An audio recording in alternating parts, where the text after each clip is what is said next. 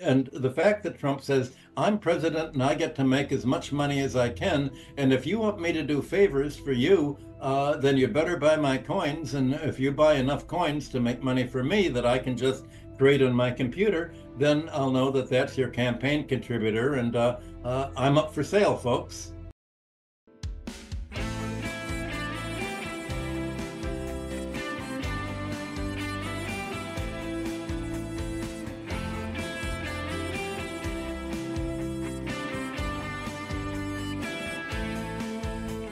Trump is in agreement that with the American Congress that Palestinians are subhumans, they are not human beings, and that the Bible gave the Jewish people, in the person of the Israelis, the right to exterminate them, and is what President Netanyahu calls Amalek.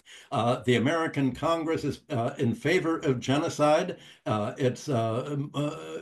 There are laws proposed in Congress to arrest the officers of the Criminal Court for having claimed that there's genocide. They say there cannot be genocide against Palestinians because genocide is against human beings, and Palestinians are no more human beings than other countries that are not Jewish or Christian.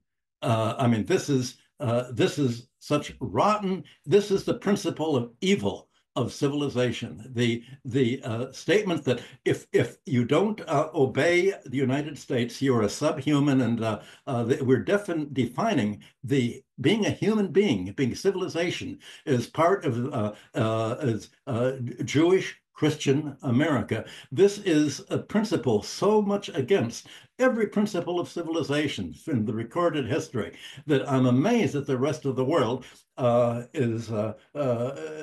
has no background to say that this is morally wrong and to isolate the United States. And the fact is that, in my view, President Biden and Blinken and Sullivan are all war criminals. And other countries, if they do not isolate the United States will say, the Arab countries, Arabs are not human beings. Chinese are not human beings. Russians are not human beings. They're already saying that that's what the Ukrainians are saying, that the Russian speakers are subhuman and do not deserve any of the protections that human beings are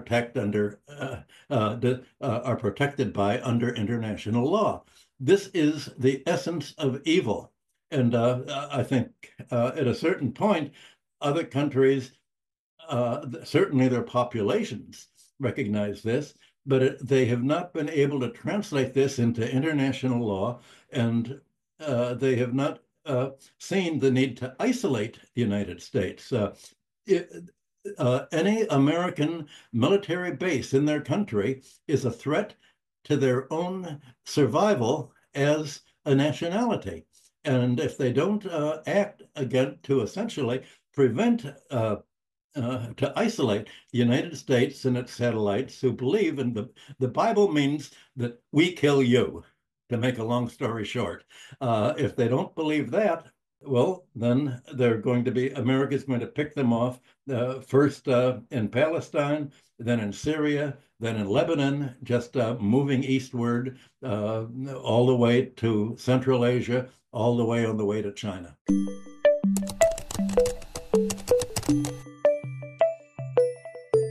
Well, first of all, these bitcoins and cryptocurrency are goofy. It's a scam. It's charging money for nothing. It's for suckers. And the fact that Trump says, I'm president and I get to make as much money as I can, and if you want me to do favors for you, then you better buy my coins. And if you buy enough coins to make money for me that I can just create on my computer, then I'll know that that's your campaign contributor, and I'm up for sale, folks. I think for a while, cryptocurrency will go up and then it'll plunge because there's nothing. There's nothing behind it. It's not an asset. It's somebody's debt. And the whoever's running the cryptocurrency takes the money out. They do what Bankman-Fried did. They just people will buy the coins, he'll just spend it himself on giving it to politicians, spending it, on the high life, and there's nothing there to back it. It's just empty. It's a promise to pay without any ability to pay. It's like insurance companies in California. The California had an insurance company to insure real estate against fire damage, but there was so little money in the fund that there's nothing to pay. People bought the insurance, but there's no money to pay them. That's the crypto coin. It's the same principle.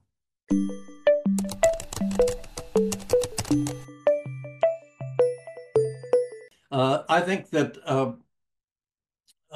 Musk has made some wonderfully practical suggestions. He suggests that the English Channel be renamed the George Washington Channel. And I think that's a very realistic suggestion because it shows that England really wants to be the 51st state. And that England really is not part of Europe at all, that America begins with the English Channel right off the coast of France.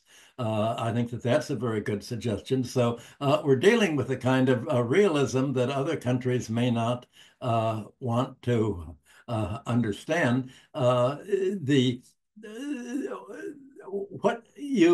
the fight is about is really over the narrative. It's not over reality. It's about how are you going to create a narrative by which people understand what's happening in the world. And I think the false narrative that America's promoted and that Europe is following has three parts. The first part of the narrative that you'll find in all of the newspaper reports in the United States, and apparently in the briefings that Donald Trump has, is that Russia is a threat to Europe, that it's going to actually physically invade Europe like it marched into Europe against the Nazis in 1944 and 1945. The illusion that Russia wants to Europe.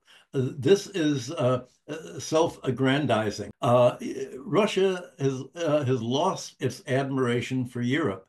Europe has nothing to offer the world anymore. Europe civilization has been dissolved into American foreign policy. Russia is not going to invade Europe. It can't afford to support Europe because Europe is a failed state, a failed continent.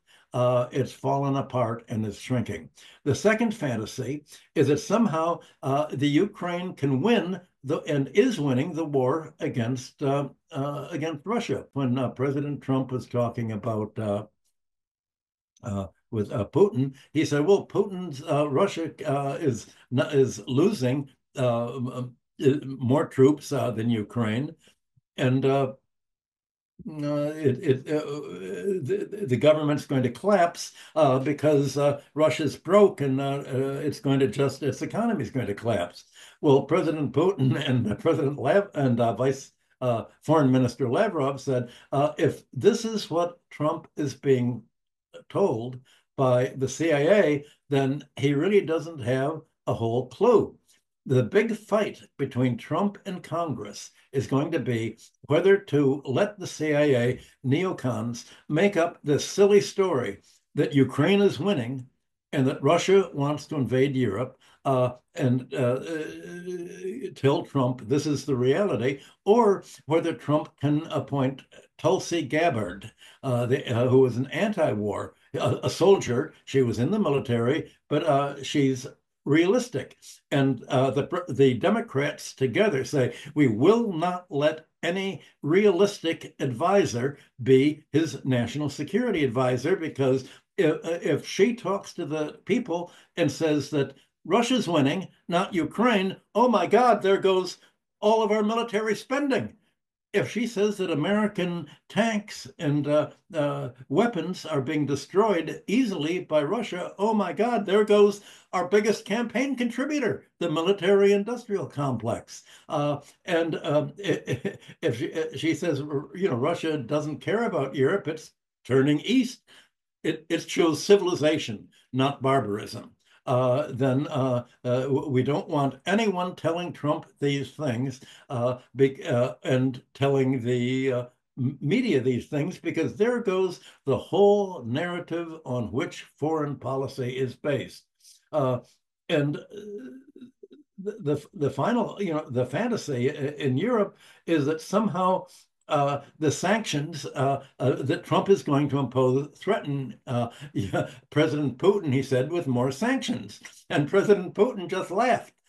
In effect, he said, well, what are you going to do that you haven't done already? And every sanction that you've tried just makes us respond by becoming independent. So we will never again depend on anything for Europe or from America, because you can weaponize your trade. You can try to disrupt our supply chains by just blocking our imports from you or blocking our exports.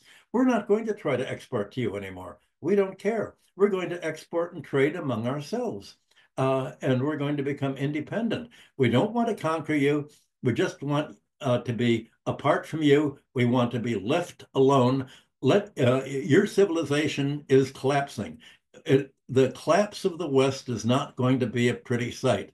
But we don't want to be pulled in to all of the blame the foreigner discussion that your Congress and your politicians and your media are going to say it's the foreigners that are collapsing us, where it's American policy, neoliberalism, financialization that is destroying the United States and Europe together. All that the rest of the world wants to do is to be left alone. Well, essentially, the two biggest egos are together. There's Trump and there's Musk. Musk is not permitted to have his own office in the West Wing. Susie Wiles, who is Trump's sort of manager, wants to keep Musk away. Musk, because he has so much money, has his own ideas. Musk also sees, he agrees that Western civilization, meaning which he thinks is now controlling the whole Earth, is gone. He wants to colonize Mars. He just wants to escape. It's sort of like in the 19th century, the Europeans saw that Europe was becoming a pretty rotten continent, and they emigrated to the United States, Australia, and elsewhere. Well, now that the Americans are just as rotten as Europe, where do you escape to? Mars or the moon. So that I think is between Musk and Trump is, is there any way of really grabbing everything you can from other countries so that somehow the West can live a little longer by its exploitation system? Or do you have to go to Mars to start all over again? How do you start all over again and prevent the BRICS from starting all over again without us, leaving us in the dust?